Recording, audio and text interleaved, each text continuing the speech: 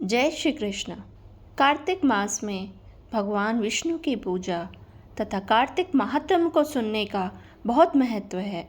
इसी कड़ी में आज हम कार्तिक महात्म्य तीसरे अध्याय को जानेंगे, जिसमें सत्यभामा जी भगवान श्री कृष्ण से कुछ प्रश्न करती हैं।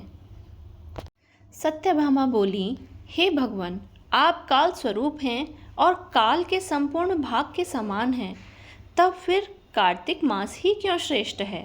हे देव, सब तिथियों में एकादशी और सब महीनों में कार्तिक महीना ही आपको प्रिय है। तब श्री कृष्ण बोले, हे कांते, तुमने अच्छा प्रश्न किया है। एकाग्रचित्त होकर बेन के पुत्र पृथु और महर्षि नारद का संवाद सुनो। जिसे पहले पृथु ने नारद जी से पूछा, तब नारद जी ने कार्तिक मास की श्रेष्ठता कही।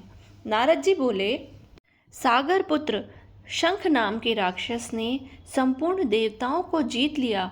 जीतने के पश्चात उन्हें स्वर्ग से निकालकर इंद्र आदि संपूर्ण लोकपालों के अधिकार भी अपने हाथ में ले लिए। सब देवता उसके भय के मारे अपने अपने स्त्री पुत्रों को लेकर बहुत वर्षों तक सुमेरु पर्वत की गुफाओं में रहने लगे। जब देवता गुफाओं में रह रहे थे, तब शंखासुर ने विचार किया कि मैंने देवताओं को जीत तो लिया है, तब भी वे बलवान मालूम होते हैं। इस प्रश्न के उत्तर में उसने जाना कि वे सब वेद मंत्रों से युक्त हैं। उनके वेद मंत्रों का हरण करने से वे सब बलहीन हो जाएंगे। ऐसा विचार कर वह असुर भगवान विष्णु को नींद में ग्रस्त देख स्वयंभू ब्रह्मा जी के लोक में जाकर वहां से सब वेदों को निकालकर चलने को तत्पर हुआ। तब वे उसके भय के मारे यज्ञ के मंत्र और बीजों समेत जल में प्रवेश कर गए। तब शंखासुर भी उन्हें ढूंढता हुआ समुद्र में विचरने लगा, परंतु वे वेद एक स्थान पर कहीं भी प्राप्त न हुए। पीछे से ब्रह्मा जी भी सब देवताओं को संग ले और पूजा की सब सामग्री इकट्ठी कर वैकुंठ में भगवान विष्णु की शरण में गए।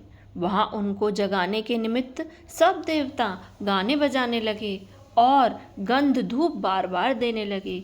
उनकी भक्ति से संतुष्ट होकर भगवान ने नेत्र खोले। तब सब देवताओं ने विष्णु भगवान के दर्शन किए और षोडश उपचार से पूजा करके दंडवत पृथ्वी पर गिर पड़े।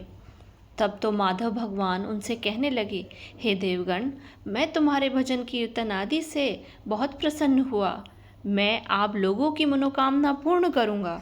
अश्विन शुक्ल पक्ष की एकादशी से देव उठनी एकादशी तक एक पहर भर रात्रि रहे।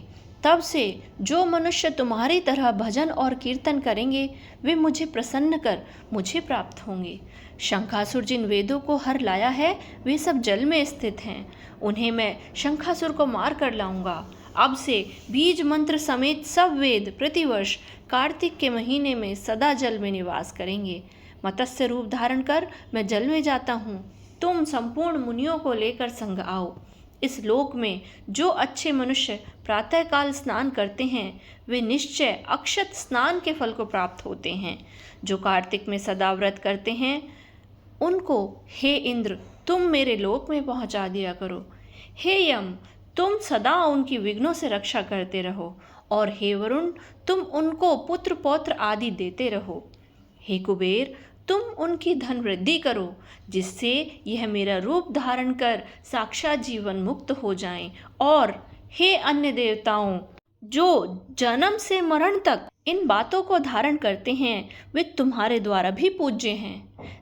जैसे तुमने मुझे एकादशी को जगाया है, इसीलिए यह तिथि सदा मनाने योग्य है। इस प्रकार कार्तिक महात्म्य का तीसरा अध्याय पूर्ण हुआ। आगे की कथा को जानने के जुड़े रहिए हमारे साथ हमारे चैनल पर। जय श्री कृष्ण।